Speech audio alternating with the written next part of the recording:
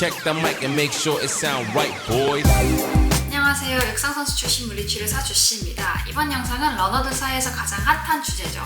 미드풀 러닝과 달리기 착지 유형에 대해서 얘기해보려고 합니다. 제가 러너분들을 만나면 저에게 무조건 하시는 질문이 어떤 착지법이 좋나요? 혹은 미드풀 러닝을 꼭 해야 할까요? 라고 많이 물어보십니다.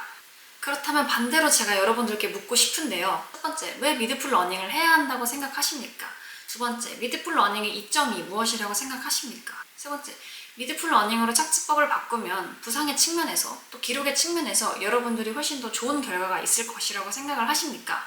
기록이 좋은 러너분들이 미드풀 러닝을 많이 하는 것 같고 또 각종 커뮤니티나 여러 코치님들께서 미드풀 러닝이 좋다라고 얘기를 하시다 보니까 러너들 사이에서는 미드풀 러닝을 꼭 해야 할 것 같은 그런 여론이 형성이 된 것 같아요. 따라서 이번 영상에서는 미드풀 러닝이 가장 좋은 착지법인가? 혹은 여러가지 착지 패턴별로 어떠한 변화가 생기는가에 대해서 근거에 기반한 내용과 저의 주관적인 내용을 말씀드리도록 하겠습니다. 러닝을 할 때 풋 스트라이크 패턴은 크게 세 가지로 나눌 수 있습니다. 발의 뒤꿈치로 착지하는 리어 풋 스트라이크, 발의 중간 부분 혹은 전체로 착지하는 미드 풋 스트라이크, 발의 앞부분으로 착지하는 포어 풋 스트라이크.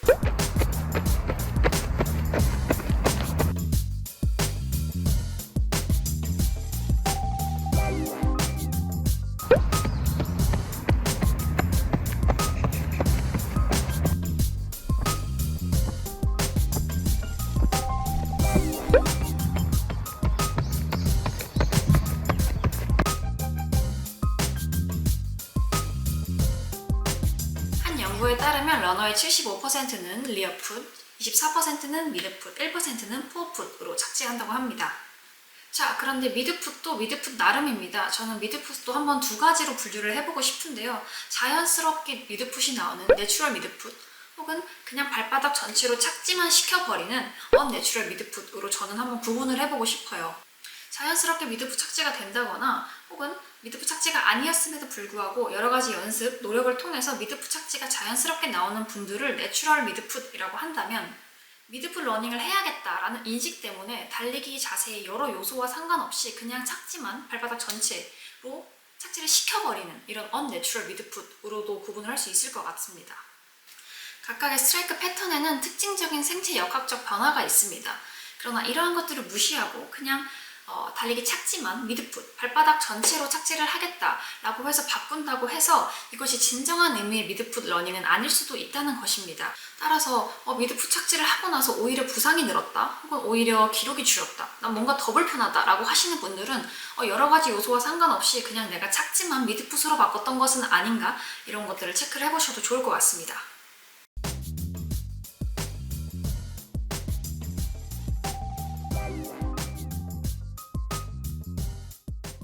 달리기 할 때 가장 중요한 것은 크게 두 가지가 있는데, 첫째, 부상 없이, 둘째, 좋은 기록을 낼 수 있는가입니다.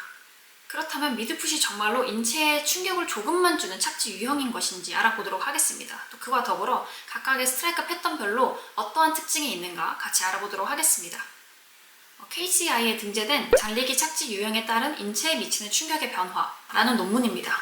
첫째, 리어풋이 포어풋에 비해 지면 발력이 높았습니다. 리어풋이 포어풋에 비해서 더 큰 충격을 받음으로 전강뼈 스트레스 골절률이 높다는 근거에 대한 뒷받침이 되겠습니다.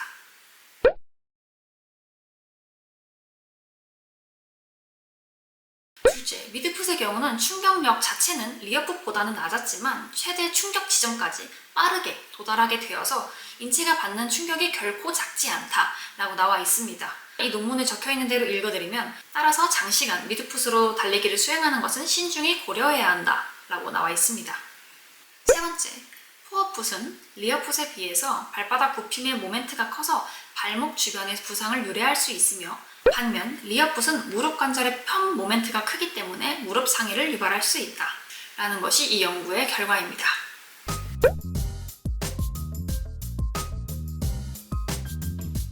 이러한 것처럼 어떤 착지가 좋다, 어떤 착지가 나쁘다 라는 개념보다는 착지 동작의 변화에 따라 인체에 전달되는 충격과 그 부하의 특성이 바뀐다는 것입니다. 러닝 시 풋 스트라이크 패턴에 따른 생체 역학적 차이라는 논문에서도 포어풋의 경우는 발바닥 굽힘, 무릎의 굴곡의 포지션이 증가되고,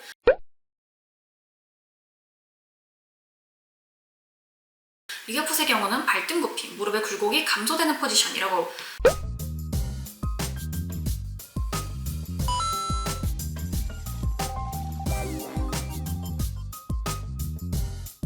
이러한 생체 역학적 차이가 있다고 말을 했습니다. 최종적으로 해당 논문의 콘클루전, 결론 부분에서 푸어풋 러닝 시 발목 관절 부위의 근육 강화를 고려할 필요가 있으며 리어풋 러닝 시 무릎 관절 부위의 근육들을 강화시킬 필요가 있다. 미드풋 러닝 시 지면으로부터의 충격력과 하지 관절에서의 부하 및 충격 가속도, 충격 쇼크 모두 푸어풋, 리어풋에 비해 크기 때문에 충격력 감소를 위한 방안 및 근육 강화를 모두 고려해야 한다 라고 제시를 하고 있습니다. 따라서 풋스트라이크 패턴에 따라서 특정 부위의 충격량이 변화한다는 것이며 어떠한 착지 유형이 좋고 어떠한 착지 유형으로 갈아타라 라고 이렇게 말씀드리기가 굉장히 어렵습니다. 또 달리기 자세 요인 중에서 이 풋스트라이크 패턴 말고도 무게중심, 기울기, 보폭, 빈도 등등 여러 가지가 있는데 너는 미드풋이 아니니까 너는 힐스트라이크 패턴을 쓰니까 넌 당연히 통증이 올 수밖에 없어. 또 부상이 올 수 있는 여러 가지 이유 중에서도 훈련의 빈도, 강도와 같은 것들 굉장히 중요한 포인트인데 이러한 것들을 다 무시하고 단지 스트라이크 패턴 하나만으로 넌 미드풋을 안 하잖아. 넌 힐풋이잖아. 넌 포어풋으로 뛰니까 당연히 발목이 아프지 라고 하는 등의 이러한 것들이 사실 저로서는 굉장히 그렇게 말씀드리기는 어렵습니다. 이와 마찬가지로 어떤 선수, 어떤 러너가 리어풋에서 미드풋으로 바꿨다. 그런데 기록이 잘 나왔다 라고 한다 한들 그것이 단지 풋스트라이크 패턴 하나만으로 잘 됐다 라고 단정 지을 수도 없는 것입니다. 기록 향상의 수많은 원인 중 하나인 풋스트라이크 패턴이 있는 것이고 기록 향상의 원인도 굉장히 다양합니다. 네, 여러분 이렇게 착지 패턴에 따른 각각의 특성을 알아보았습니다. 제가 이렇게 긴 영상으로 진지하게 말씀드리는 이유는 저조차도 미드풋 러닝을 좋아하지만 무조건 미드풋을 해야 될 것만 같은 이 분위기가 이 러닝 시장에 너무 만연해 있는 것 같아서 이 분위기 때문에 휩쓸려서 미드풋을 해야 된다고 이렇게 생각하시는 분들이 꽤 계실 수도 있다는 생각이 들었어요. 그래서 객관적인 정보를 알아보고 미드풋 러닝의 장점은 뭔가 혹은 각각의 착지 패턴별로 어떠한 특성이 있는가 이런 것들을 알아보시고 본인이 좋아하는 그런 건강한 달리기를 하시길 바라는 마음으로 이렇게 영상을 만들었습니다. 러닝에 정답은 없지만 혹은 정답이 있다고 하더라도 여러분들께 강요하고 싶진 않습니다. 여러분들이 좋아하시는 즐거운 달리기를 하시길 바랍니다. 이번 영상도 봐주셔서 너무 감사드리고 저는 또 좋은 영상으로 오도록 하겠습니다.